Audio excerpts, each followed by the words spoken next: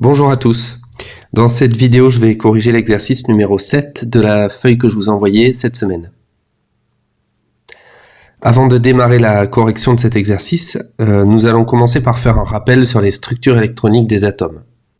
Donc ces atomes sont le carbone, l'oxygène et l'hydrogène. Dans le carbone, il y a 6 protons, ce qui signifie qu'il y a également 6 électrons autour de son noyau. Ces électrons vont se répartir sur des couches électroniques. La première, c'est la couche numéro 1, avec la sous-couche S qui sera saturée. Ensuite, la deuxième couche, on aura la sous-couche S qui sera saturée également. Et il reste 2 électrons qu'on pourra placer sur la sous-couche P pour avoir un total de 6 électrons.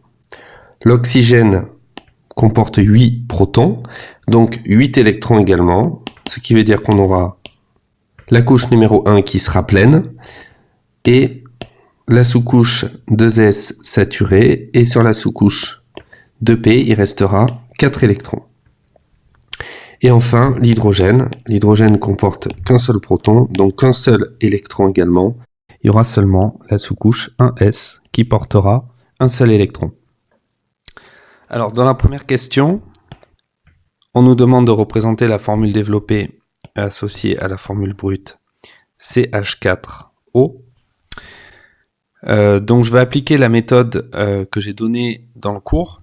On va commencer par compter le nombre d'électrons de valence. Donc pour le carbone, on a 2 plus 2, 4 électrons de valence. Donc les électrons de valence, je rappelle que ce sont les électrons qui sont situés sur la couche externe. Donc ici c'est la couche numéro 2. Pour l'oxygène, on a 4 plus 2, donc 6 électrons de valence, et pour l'hydrogène, un seul électron de valence. Donc si je fais le total pour calculer le nombre d'électrons de valence, j'ai ici donc un carbone, ça va faire 4 électrons de valence, plus 4 hydrogènes, donc ça va faire plus 4 fois 1 électrons de valence, plus un oxygène, donc on a dit 6 électrons de valence. Donc un total de 14. 14 électrons qui vont s'associer pour former des doublés électroniques. Donc au total, on aura 14 divisé par 2. On aura 7 doublés à représenter dans notre molécule. Alors pour donner la formule développée de cette molécule, on va commencer par représenter la structure de Lewis des atomes qui la composent. Donc le carbone, sa structure de Lewis, 4 points pour les 4 électrons qui occupent sa couche de valence. L'oxygène, il est comme ceci. En tout, il y a bien 6 électrons qui occupent sa couche de valence. Et ensuite, on a les hydrogènes qui vont être comme ceci.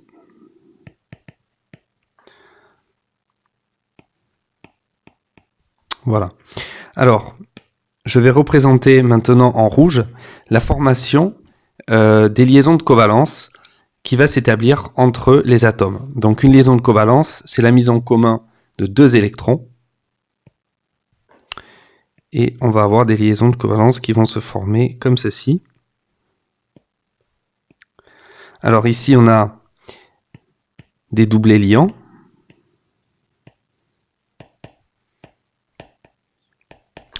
Et ici, un doublé non liant. Alors, comme attendu, on retrouve bien les 7 doublés qu'on devait représenter. Donc, en tout, on a 5 doublés liants plus 2 doublés non liants sur l'oxygène. Et on retrouve bien également la fonction hydroxyle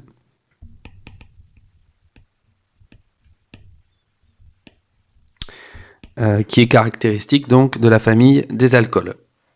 Alors pour les autres molécules, on n'est pas obligé de détailler autant. On peut directement remarquer que autour de l'atome du carbone, il y aura toujours 4 doublés liants.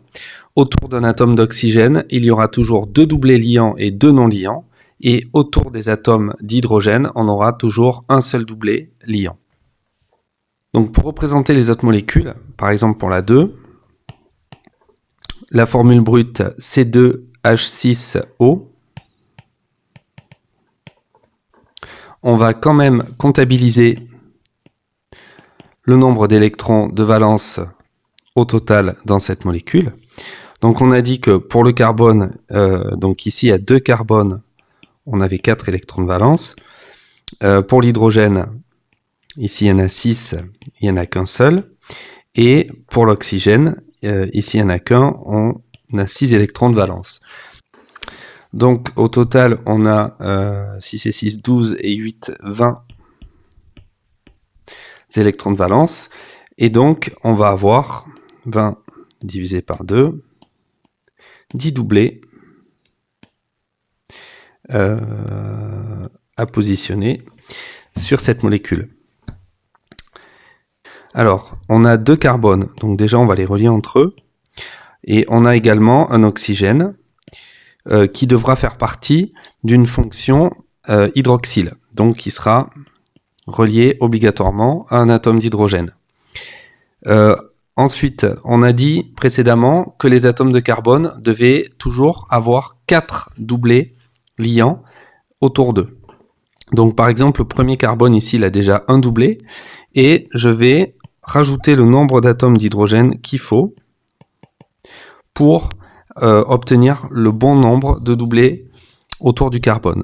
Sur le deuxième, il en a déjà 2, donc je vais rajouter seulement 2 hydrogènes. Pour l'oxygène, il en a 2 et il manque les 2 doublés non liants. On a bien 6 hydrogènes, 1, 2, 3, 4, 5, 6, on a bien un oxygène. Et est-ce qu'on a le bon nombre de doublés? J'ai 1, 2, 3, 4, 5, 6, 7, 8, 9, 10 doublés. Donc cette molécule est en accord avec ce qui était attendu, ce qui veut dire que c'est une molécule stable et donc qui peut exister. Pour la troisième, donc C3H8O,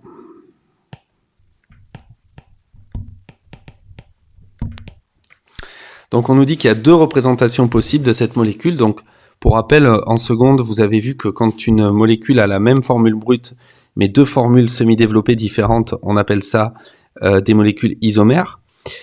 Donc ici, on va devoir trouver ces 2 isomères. Donc là, encore une fois, on va compter le nombre d'électrons de valence. Donc on a 3 carbones, 3 x 4, plus 8 hydrogènes, plus un oxygène. Donc 3 x 4, 12 et 8, 20, donc ça fait 26, qu'on va diviser par 2, 26 divisé par 2, donc ça fait 13 doublés à représenter dans cette molécule.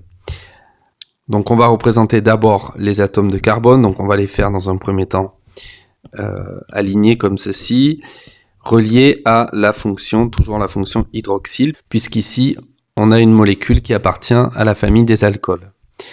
Ensuite, comme tout à l'heure, je vais rajouter les atomes d'hydrogène, de manière à ce qu'il y ait toujours 4 liaisons autour des atomes de carbone.